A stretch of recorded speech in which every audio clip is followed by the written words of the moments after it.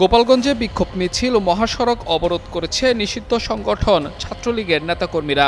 জেলার কাশিয়ানী উপজেলা পরিষদ চত্বরে শেখ মুজিবুর রহমানের মুরালে কালি লেপনের প্রতিবাদে সোমবার দুপুরে উপজেলার রাতৈল হর্টিকালচার সেন্টার এলাকায় ঢাকা খুলনা মহাসড়ক অবরোধ করা হয়।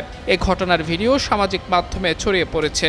ভিডিওতে দেখা যায় ছাত্রলীগের 40 থেকে 50 জন নেতাকর্মী মিছিল করছে। এ সময় তারা সড়কে আগুন জ্বালিয়ে বিভিন্ন স্লোগান দেয়। প্রায় আধা ঘন্টা মহাসড়ক অবরোধের কারণে উভয় পাশে যান চলাচল ব্যাহত হয় এবং বেশ কয়েকটি যানবাহন আটকা পড়ে। তবে মিছিলে কারা নেতৃত্ব দিয়েছে তা তাৎক্ষণিকভাবে নিশ্চিত হওয়া যায়নি। কাশিয়ানী উপজেলা ছাত্রলীগের সহসভাপতি সুমন সর্দার সোমবার দুপুরে তার ব্যক্তিগত ফেসবুক অ্যাকাউন্টে বিক্ষোভ মিছিলের একটি ভিডিও শেয়ার করেন।